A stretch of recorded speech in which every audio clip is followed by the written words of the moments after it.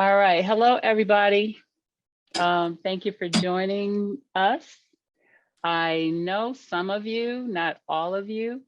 So for those of you who I know, thank you for joining me. It's good to see you. Problem is, what I'm going to present here, you may already know.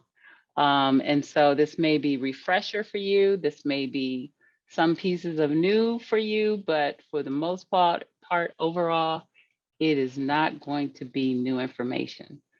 So again, I just thank you for being here. I am Lisa Munnerlin. I am the supervisor for the Multiple Disabilities Department or program. And I supervise the adapted PE teachers, the Special Olympics coordinator in that program, as well as transition coordinators. And today's session that I am doing with you all is called, and I might need help from Nicole. Nicole is wonderful. She's helping me with this. What is the job of an instructional assistant? So Yes, those of you who have come, thank you. Those of you who have come in and joined us right now, I hope I want to know, what questions do you have currently? So we're going to start off with a couple of questions. What questions do you have currently that you hope to get answered during this session? If you could put those in the chat. Also, before you get started, put your name and your building location in the chat. And this is also for attendance purposes. Carla Nagusi, it's good to see you. Sorry you can't talk. That's okay. Oh, I still got that law in Hold up, Frankie, hold up. So I want you to put your questions in the chat first, okay? Because I don't want everybody speaking over top of each other. So put your name and your school in the chat, and then put your question in the chat. And some of y'all who have been with me on some of my trainings also know that I'm typically using WebEx because you don't have access to all of the tools you have access to in Zoom. And so it keeps it kind of more condensed for me. But I have, like I said, the wonderful Nicole is here helping me monitor the chat for you guys. So I haven't seen a question yet. Okay. Romeo says, what is the difference between intervention aid and instructional assistant? Good question. The difference is the intervention assistants work in Columbus, Iota and Beatty Park, and the instructional assistants work in all of the buildings that have special education services provided to students that are not needing the most restrictive environment. The most restrictive environment is provided in Columbus, Iota, because Columbus, Iota and Beatty Park only service students who have severe emotional disturbances. Any more? What's the expected relationship between security and my job as an IA? I sometimes feel I'm invading their space when dealing with student incidents. Penny, I don't know. I want you to take your unmute so I can hear your question. well, it has to do with just knowing what's going on with the student. Sometimes I feel like if I'm not there at the scene when the accident or when the incident occurs, it's not my job to know what's going on. And I'm invading their business, doing their job. And I just want to know a clarification of the, I don't know, the boundaries. Boundaries between you and a gen ed staff? My job and the security. Oh, if I'm first on the scene, I deal with it the best I can. And I understand they come in and they take the student off. And I often do not get the chance to do the post conversation of bringing the child down. Okay. I think I understand what you're saying. So when you say security, you mean safety and security when they come in? Safety and security, yes. Okay. So typically you are the first person that baby knows because you work with them more than that staff or any other staff in the building. I think that pretty much you should have a conversation with them. If you have the situation under control because you know the student, then I think that they should release that ability, especially if the student's not, harming himself, others, or yourself. If he's not harming anyone at the time of your intervention, I think that conversation needs to be given to them to let them know, hey, when you see that I'm in control of the student, you just back off, because sometimes them coming in can escalate a student. And I've seen that they escalate, and then it's like all haywire from there. Does that make I've had sense? some incidences where they have the student and I'm just wanting to know what's going on, and just my presence, the student escalates, and I don't know why. Yeah, they probably feel you're I'm going a to little attack them. confused by it. Say that again. I missed you. I didn't hear you. I said, I had a How you situation let where these natives like security figure Could this out? everybody, could everyone mute? Can everyone mute? Mute your mics unless you are I just- talking to me. The Hold big on, world. Penny. I'm still hearing folks who have not. Hey, Nicole, do I need to make you the co-host? I'm not buying no clothes from my girl. This do for got some- detective though. This Nicole, can everyone make sure they are muted? I don't I'm hear sorry. that other. I muted everyone, so Thank I'm not you. sure. Yes, you're Okay. welcome. Sorry So we're about that. I gonna- was trying to do all of that. Yes. I know, I was looking too. I was trying to Okay. find out who it was so I can go and yell at them. But Penny, I hope that helped. And if not, you can give me a call outside of this. So it's 1:07. I got 2 more minutes. Anybody else got a quick question that they want to get an answer to before they walk away from this or leave this session? If not, we're going to go ahead. Oh, since most IAs are CPI certified, should we be expected to put out fires of teachers that are not? Pastor LaPaul, that's a great question. The problem with not doing that is the student is kind of the one that falls between the cracks.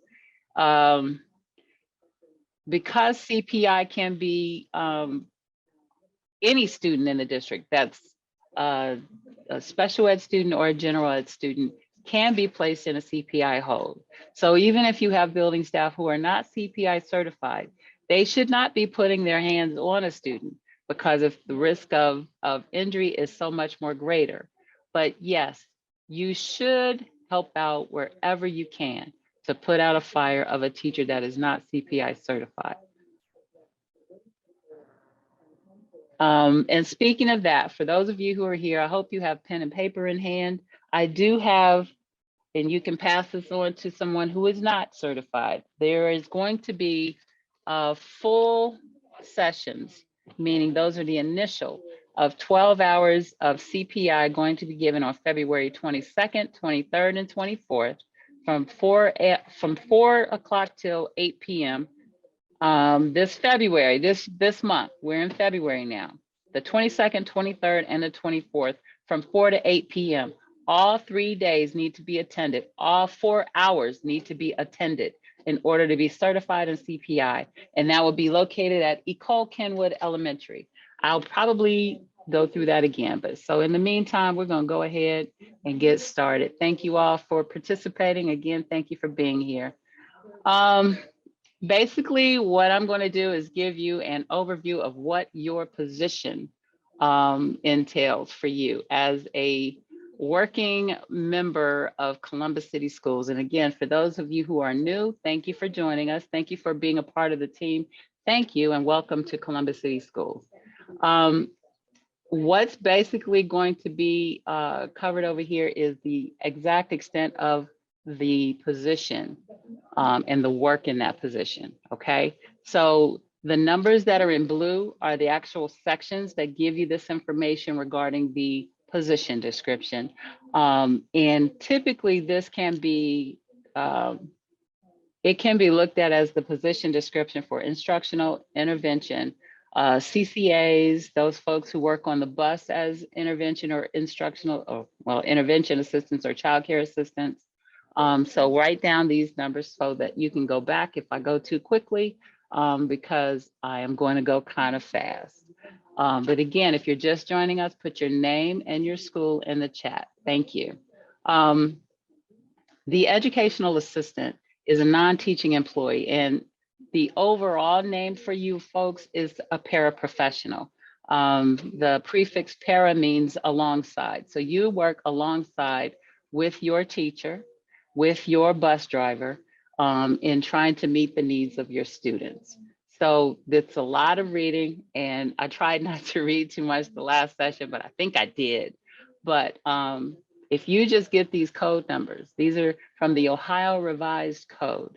It is the law according to the positions that are classified as paraprofessional positions in Columbus, or in the state of Ohio, I'm sorry, for the state of Ohio.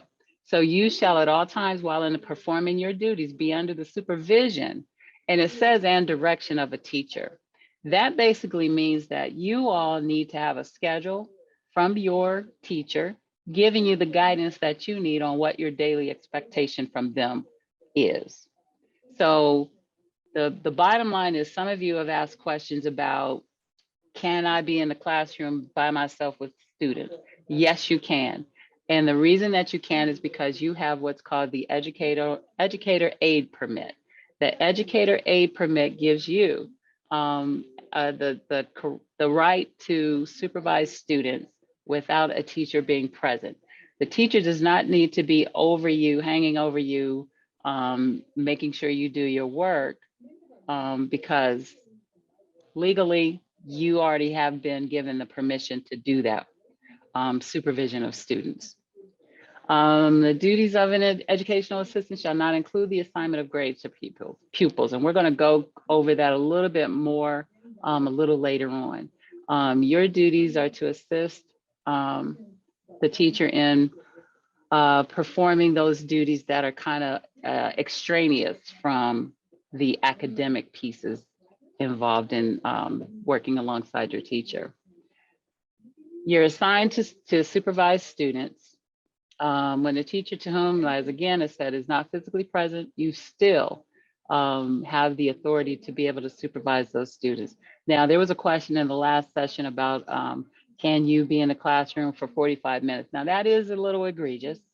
It's a long time to be in a classroom, but if you know those students and you've worked with those students, the expectation, even according to Ohio Revised Code, is the same level of control, if you will, that is maintained when it's you and the other IA for an MD classroom, or you and the teacher, should be the same level of control, that even if it's just you in that classroom. If it's not, then that's a conversation that needs to be held with the teacher and maybe the administration. No person who is or has been employed as an educational assistant shall divulge, and I hammer this twice throughout this, or a little bit more than that, throughout this presentation, because if you're divulging information except for to the teacher or the administrator, or any other school staff about the private information, and that's any behavioral concerns you may have about a student, you are violating that student's right to privacy. And so please don't be doing that. So in Columbus City Schools, these are, from what I understand at the time that I did this, are the positions that are paraprofessional positions within the district. Okay, the instructional assistant and intervention. And for those who are just coming in, the differences between those two is the instructional assistant is providing that paraprofessional support in the classrooms of the schools that have special education services being provided, but not in the most restrictive environment. The intervention assistants are the ones that are working in the most restrictive environments, which include Beatty Park Elementary and Columbus Scioto, 6 through 12. All right, and some of the things I'm about to get into are what are very vital roles. If you are not muted, please mute yourself. Please mute yourself. Check your mics. Mute yourself, please. you're an active member of the IEP team. Some of you who are in MD classrooms with more than 2 assistants, you have a student that requires another IA, which is called a one-on-one. This IA is really basically there to manage the behaviors or well, typically it's more behaviorally that you're helping assist a student who has a lot more serious or more support necessary in order for them to maintain or understand the educational process that's happening in that classroom. There was a question last time about teachers. Are teachers trained on how to work with other adults in their classroom? And quite honestly, I don't believe they are. And that is not part of a curriculum that any of our teachers have gone through in their educational process. But what does happen, at least it started happening this past school year, is that during the new teacher orientation, they're given a section that talks specifically to them about the role that they play and how best to work with another adult. I will say this forever and always, if you're having any philosophical differences or any other kind of differences with your teacher, that conversation needs to be had. And it has to be had as soon as possible, because you don't want that there being an air of any kind of difference between you and them in the classroom. Because as you all are very well informed about your students, they're very keen on picking up your mannerisms and your behaviors. So if there's some coldness between you and your teacher, they're going to pick up on that, and they'll probably utilize that in their own to benefit themselves, kind of like pitting mom and dad against each other. So try not to get into that. So the significance of your role is extremely important. As we get into a little further away from the time that Franklin County stopped providing supportive services to our families of students who have significant needs, the droolers, the rockers, those kids who they probably say can't be educated, but really can, because the belief is that every student can learn. They can learn a lot when given the opportunity. But because Franklin County has disbanded, and we're starting to see a lot more of those students, so doing these kinds of trainings, and even in the summertime when I help provide the trainings for you guys, I typically try to get as much information on those students with autism, because we have ED students who are on the autism spectrum. As a matter of fact, Dr. Curry, who is out of the Children's Hospital Behavioral Health Center, says everybody is on the spectrum. It's just a matter of where you're placed on it. So you all take an introspective, see where you might lie on that spectrum. And so your position is extremely important. So if I were to define the team that you have now joined, in this makeup is basically your IEP team.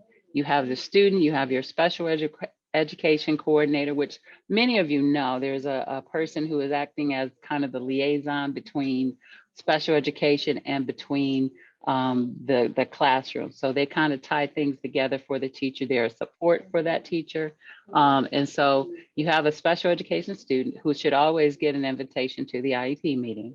You have the coordinator, or you have the supervisor. You have the principal, the regular ed teacher, the occupational or any therapy professional in that meeting, as well as your special education teacher and you. If you're not being invited to these meetings, you probably should be, because 10 times out of 10, you know a lot more about that student than maybe your teacher does. And so the input that you can provide would be vital to continuing and maybe even giving more support to the needs that they have. Stay in your lane. We say this a lot in special education, because sometimes we do too much, and sometimes what we do kind of flares out into another area that we're not supposed to be in. So this is kind of akin to what would happen if the doctor and the nurse didn't stay in their lane. If you had a nurse performing surgery on you, that could go bad pretty quickly. And so it's going to provide some chaos. So here are some of the questions I kind of ask in our face-to-face, and so and put them on the screen, and people can raise their hand, whether it's going to be teacher or instructional assistant. But because we're in this forum, I'm not going to take your time. I'm not going to ask you to put your, well, I could put your answers in the chat. Can you introduce a lesson on a 2-digit addition assignment? Is it you? Is it yes or no? Can you introduce a lesson? And for those of you who said no, thank you, because y'all listen, because y'all have been through this. So no, you cannot introduce anything. Why? Why can you not introduce information? Can somebody put that in the chat for me? It's not your job. Thank you. Thank you, thank you, thank you. It is not your job. You are not a teacher. The teacher can introduce a lesson on 2 digits. The teacher can introduce any academic lesson in the classroom, but you cannot. Thank you guys. You don't have to keep putting it in there, but yes, you're not a certified teacher. Can you escort a student to the bus? In the chat, yes or no? Yes, yes, you can, all day long. You can escort a student to the bus. You can escort a student to their next class. You can escort a student anywhere but out the door to your car, all right? Maintaining a scheduled meeting time, could you? Yes or no? This is kind of gray, because this one, I think it depends on the communication you have with your teacher and your relationship. We have a lot of you who know more about your parents and your students than your teacher may. So you may ask for a meeting, or you may be in a meeting with a parent regarding a situation that's happening with that student. So that kind of is a kind of a gray. So you kind of would be maybe out of your lane, but not if that is something that you and the teacher have discussed and said, hey, yes, you could. What about taking attendance? Yes, you can. You can take attendance. What about meeting with a parent to discuss an incident that occurred during math class? Yes, yes, you can. Yes, you can. Because again, the relationship, again, if you kind of, some of you text the parents when a student is having a difficult time. Many of you, again, will call the parents. And again, it's got to be clearly understood that you do have that authority to do that. You don't want to overstep and jump into that teacher's lane, because sometimes these lanes zigzag. And again, communication is going to be big for you in understanding what you can and cannot do, or what the expectation is. 5 more, send home notes about a student's behavior. Can you do that? Absolutely, yes, you can. And someone is unmuted. Please mute yourself. Please check your mics and mute yourselves. If you're on a phone, sometimes it unmutes and you don't even know it, but check your mics, please mute. Inventory materials for an art project. Can an IA do that? Tammy Muncie, you're quick on the draw. Thank you, ma'am. Yes, you guys, you can do inventory. Can you assess oral reading fluency? No, thank you, Ms. Scott. You absolutely cannot. And that even sounds like that's something I wouldn't even want to do if I was in your position. Assessing oral reading fluency is kind of that's an assessment. When you're doing an assessment, it is something that the teacher does to get a accurate background knowledge on just how successful a student can with speaking. Number 9, help a student choose what class to take next year. Could you do that? Absolutely not, Pastor LaPaw. Thank you. No, you cannot, because you're not a counselor. And if you're in high school, that is left up to the counselor, and sometimes with the help of the teacher, but no, you cannot. What about reduced spelling homework requirements? There's many no's. Yes, you can. Thank you, Ms. Muncie. Yes, you can reduce spelling homework. And again, if I think about this clearly, you should also be having some, it is kind of gray, but let me clear it up and make it black or white. Reducing spelling homework requirements. And again, someone is unmuted. Please mute yourselves. You can, especially if you have conversation and you have dialogue with that teacher, to say, hey, little Johnny over here, he spazzes out almost when he sees the amount of homework he gets. And if he's given, let's say 25 or 10 spelling words on his homework, you can also reduce that. And again, this is again conversation between you and the parent, the teacher. If you can reduce 5 of those spelling words off of that homework, sometimes you'll be amazed at the way that calms a student, and so that they can relax. And if I can get 5 words from a student for homework, I'd rather have that 5 than 0. And I'd rather have that 5 from a calm student than a student who is so overwhelmed that they are now creating a problem for themselves and possibly others in the class. Okay. All right. So let's moving on. Let's you all. All right. So defining roles. If you're not told and you don't know or don't have clear understanding, ask. You need to ask a question anytime you don't have clarity. Anytime you don't understand something as far as what you have been asked to do, or if you've been given a schedule and you still don't understand that, you need to have a question for that teacher that either is your classroom teacher, or if you've been assigned to escort a kid to a student, I'm sorry, kids are baby goats. If you are asked to escort a student to a gen ed classroom, you need to understand, especially in those cases, what is and is not your role. What should you, should not, or should you or should not do when accompanying that student in a classroom. You need to know what your job is. And this is outside of what I'm giving you, because some of your jobs look a little different depending on the classroom that you're in. Whether you're new or experienced, it's important to clearly understand the difference between what your teacher's role is and what your role is. Because believe it or not, at the end of the day, you're still a member of this child's team. And so a conversation, communication is vital. Teachers' responsibilities to the instructional assistant. They're supposed to plan instructional assistant assignments. Like I said, MD classrooms have a maximum of 8 students, and sometimes those are the most difficult students to provide services for. Your ED, or your severe emotional disturbed classroom, has a maximum in class of 10, but 12 on the roster, with those other 2 probably out in a mainstream or inclusive classroom. So there's 10 in the classroom, 12 on the roster for ED, and MD, it's a 10 student maximum, okay?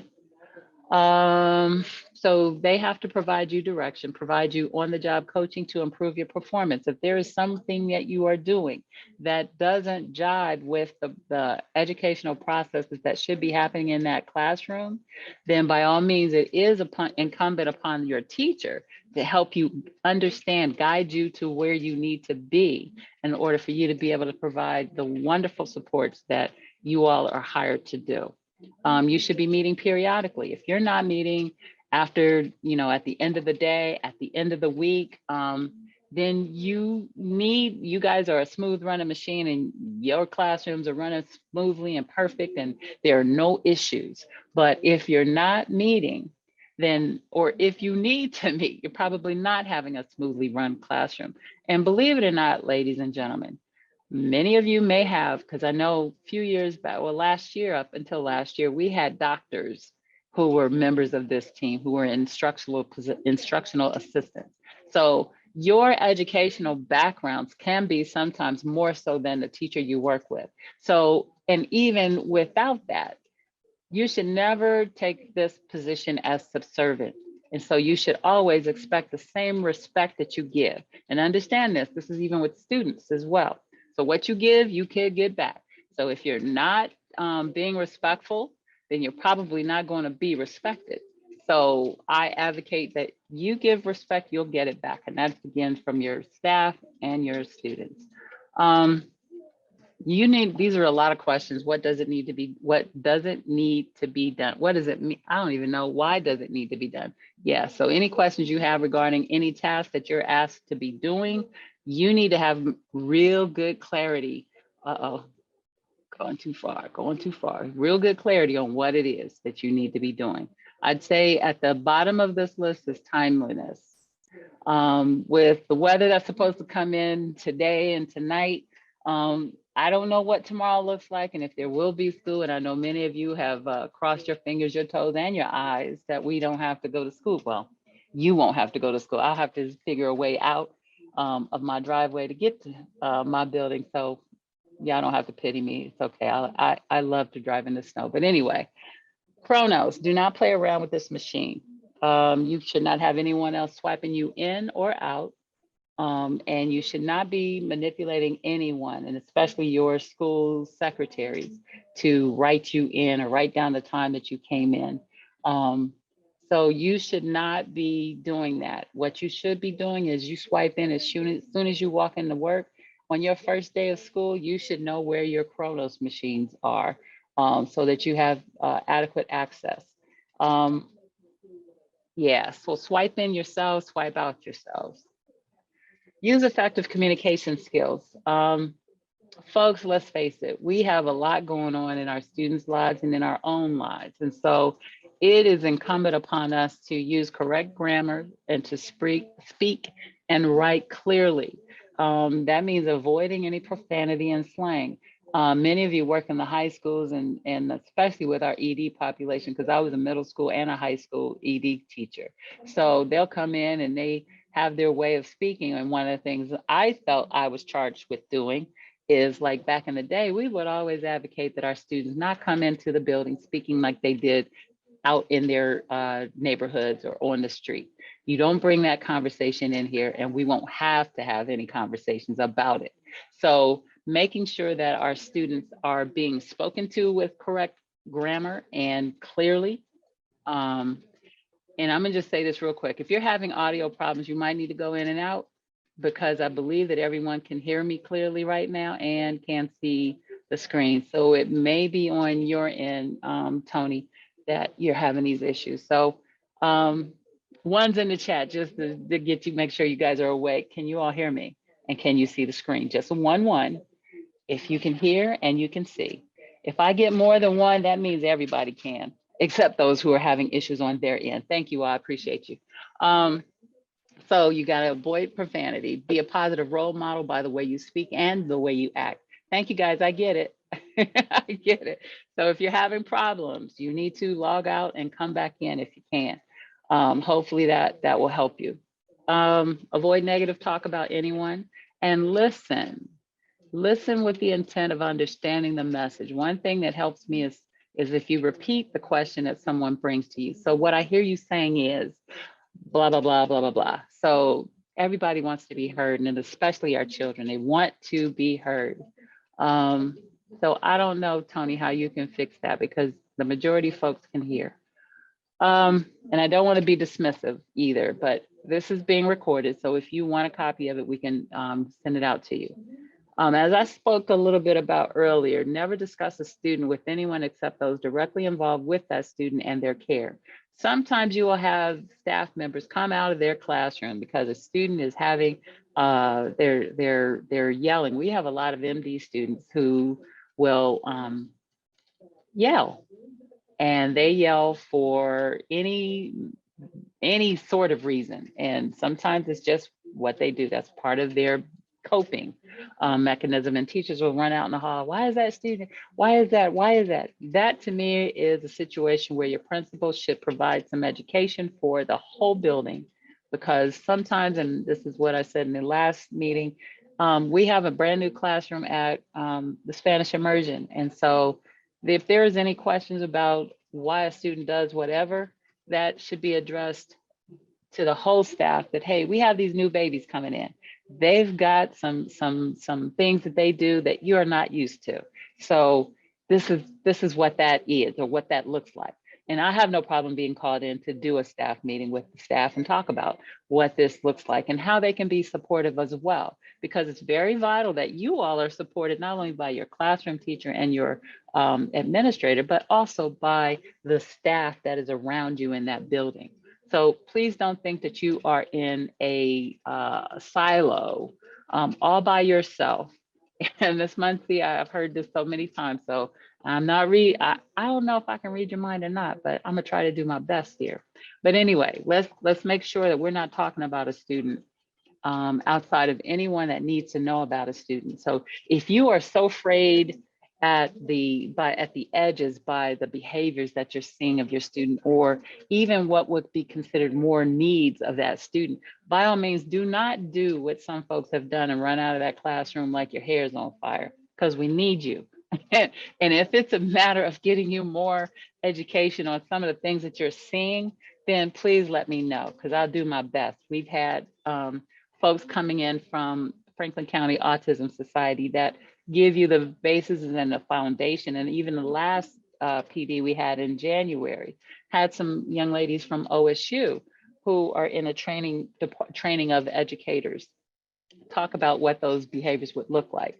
Exactly, Sue. We got to do our best to provide the most protection for the privacy of our students, because we don't want our business out there in the streets. And so our kids don't have a tool to be able to count on to keep their business a secret. So nothing's a secret for them, but we have to do what we can to provide the most confidentiality possible. So those of you who go to Walmart or wherever you do your shopping outside of your home and on your computer or your phone, be mindful. The person you're talking about's parent could be in front or behind you in the checkout line. So that's why it's really never a good time or a good idea to even be on your cell phone talking to someone after hours. Or don't go to church, because little Joey's mommy might be in the pew behind you. Major building responsibilities. You should be a team player, especially now with all that's going on with COVID, and you don't know whether or not your school is going to be on open or it's going to be on remote, or if we're going to close school, because that's, I think, a big question about tomorrow. But you have to be willing to work as a team. You have to want to build and maintain some effective communication, and especially and most vitally important for you and your teacher to be on the same page. You must maintain a student-centered supportive environment. And again, that's all players. So the student should always be at the center of any of your work. If your work is, you're looking for ways in which to do something that makes your life easier, then you're in the wrong job. You need to get out, because you're gonna deteriorate quickly. You might want to go into I see Taco Bell is still giving out $300 signing bonuses if you want to go work there. Not advocating that you do, but if if not maintaining what's best for students is not your priority in this work, then you might want to look at something else. The lessons that are initiated by the teacher or the related service personnel, whatever they put out there, then you provide the kind of the extension to. I'm kind of looking at the chat too. So someone put, Lord Feliciano put, what do you consider a team player? A team player to me is someone who doesn't have a question about working to provide what's best for a student. Again, if we're just being asked to do something that just helps a teacher get extra time for whatever, if it's not benefiting or going to benefit your student or any student, because now we're being called to do a lot more. I helped out over at Oakland Park a couple weeks ago. Over at Wineland Park, I was over there for a little while. So we're being called out also, and at Eastmore. And so, we've all got to kind of step outside of a box that we've kind of put ourselves in sometimes to be a team player. Whatever is best for students. I feel very fortunate to have, absolutely, Tony, wonderful. You do have a great support team over there at Como. Many of the buildings have wonderful folks that are ready to jump and move and do whatever they need to. Did I go too quickly? Let me go back. I think I need to go back. But yeah, pretty much. What am I doing? I'm going too far. All right. I think I'm talking too much and I'm not paying attention.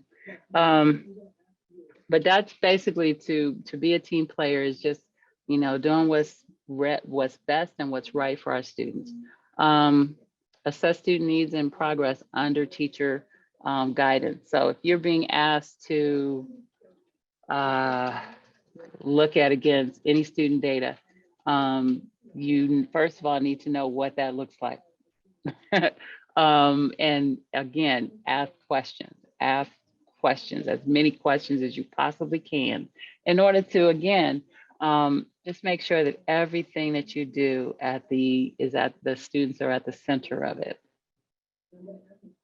All right, you are to assist and support the teacher in delivering services to students with disabilities.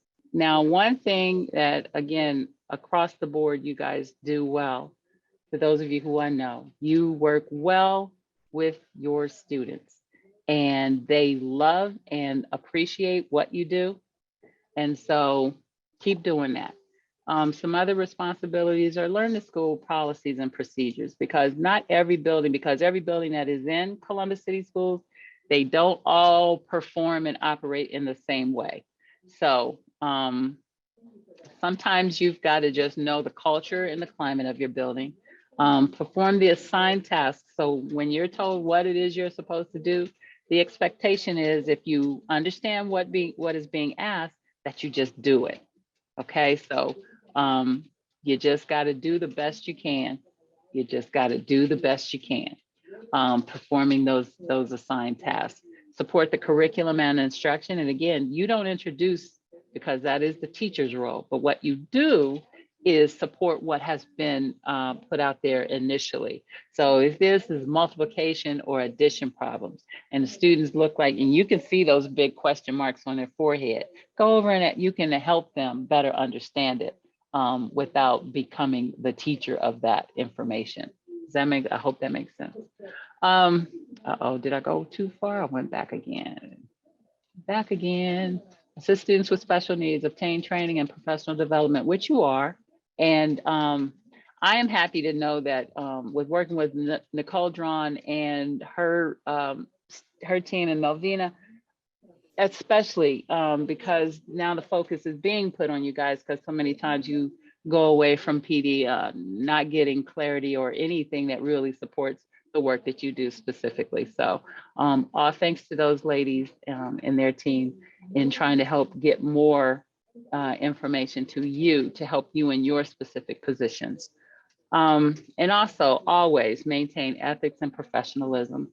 So many folks, the reason we've got so many new people in the role is if they didn't leave because they wanted to, because they found a different opportunity, they left because they were fired for doing some really foolish things and not being as professional as they could be. The supports that are provided by the district. I used to be a big part of the recruiting and screening and hiring. Not so much now, since we have a wonderful team in HR doing that work, and my hat's off to them. Developing appropriate job descriptions, developing appropriate policies for the employment and training of you folks, which is what is happening now. You guys are amazing. And I also have to work very cooperatively with your union, your CSEA union representatives. And if you don't know, because you're new, you should contact Robert Conley. I don't remember Robert's middle initial, but you need to double click or right click on the name, because there's 2 Robert Conleys in the district. So if you were to email him, you need to click on their names to see where they're located. Robert Conley, who is your union president, is located, he works out of Colerain.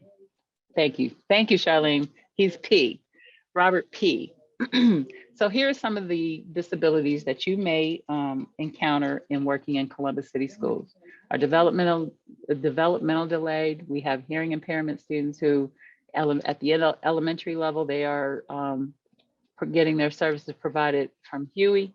From middle school, I think they go into the Dominion, and then high school, I think we have a teacher that works with some of our high school students with hearing impairment at Eastmore High School. And I'm not sure, but Independence might be as well. Intellectual disabilities, multiple disabilities, and orthopedic impairment. A lot of these students who are in wheelchairs or on crutches, they are serviced out of Colerain. And then at the middle school level, they go to Ames, and then high school is Beechcroft and Independence.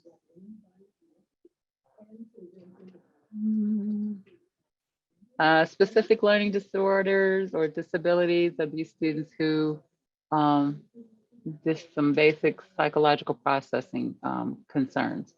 These are a lot of our students who are in high incidence classes.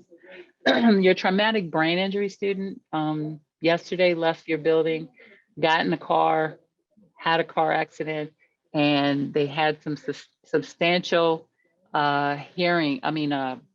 damage to their brain as a result. And so that student who was gen ed yesterday, after they've gone through what they need to medically, would now be classified as a special education student with traumatic brain injury. So we just have to be real careful in knowing that at any moment, anything could happen. So we thank you all for doing what you do. And we also have visually impaired students, which a lot of our students, if they're so severely visually impaired, we will also have services provided for them at the Ohio School for the Blind. But we have some classrooms at Woodward Park, the parks, they get me sometime. And I think, I want to say elementary Leewood, I believe.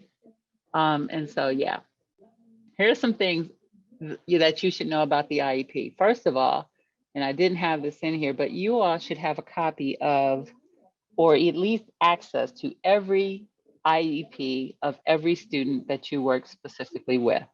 If you do not, you need to get that information from your teacher, and you need to have access to it.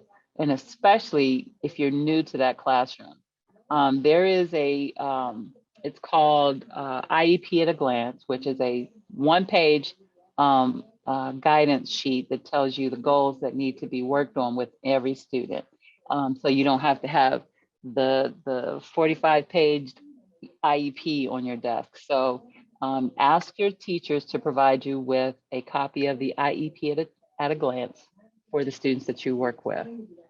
IEP is based on the student's current skills, abilities, and educational needs that are identified during their testing process, which is done by our school psychologist. It describes which services the students need and how those services should be provided. IEP has to be developed before the services are actually provided, because it's almost like getting a car and trying to drive it without the gas. It has to be the IEP has to be developed first, so then the services get provided. It must be implemented as soon as possible as well. IEP includes measurable goals to enable the student to be involved and progress in the general education curriculum, because at the end of the day, being in special education is the most restrictive environment for our students. So we want them to progress to the least restrictive environment, which would be a general education classroom. IEP also indicates if there are any related services, which would include transportation assistance, occupational therapists, physical therapists, speech therapists, and any visual therapists that could provide supports for our students. You are needed by a lot of our related service professionals. Many of you work with a student that has a hearing or a speech therapist, because sometimes those students don't, let's say they don't act right for that therapist. And so the student has a better relationship with you, and sometimes they're asking that you also assist with them when they're making or doing their assessments. Instructional assistants play an important role in this process, because not only do you assist in providing instruction or assist in that, you will also maybe asked to collect data that could provide more information on better ways in which to educate those students. You're to assist in the gym, outside, or wherever the adaptive physical education teacher conducts their class. You assist them as you would your classroom teacher. Again, some of you old heads who are in the room, this is not a good time. This time that you spend in that gym with that the adapted PE teacher, it should be conducted the same as you would provide supports for your classroom teacher. So it's not a time to go sit in the bleachers or huddle up in a corner and catch up on the latest gossip or what have you, or even to be on your cell phones. You are to, again, help support those students as they provide or are performing some of the tasks that are required of them in their APE class. Crisis Prevention Institute training. Every one of you should be a CPI certified person in your building. And many of you are also added to the, I think crisis prevention teams is what they were called. And again, going back, and I think I said this already to this group, anytime that there is a student in crisis, being a general ed or a regular ed, a student with an IEP, if you're on that team, you provide that support. And so because every student in the district can have CPI performed on them physically, there's not only the physical piece, but there is the verbal de-escalation pieces. This slide just gives you the basic information because initial training is 12 hours. And I'll go back and let you know again, this February, the 22nd, 23rd, and 24th, from 4 p.m. to 8 p.m. is the next initial CPI training. And it's going to be held at Ecole Kenwood Elementary School. So if you are not CPI certified, you need to get CPI certified, because here's the reality. If you're not trained in de-escalation verbally or any kind of holds that a child may need to be placed in because they are in crisis, and you put your uncertified hands on them, you are at risk and you are liable for a suit from their family. So please do yourself a favor and get yourself certified.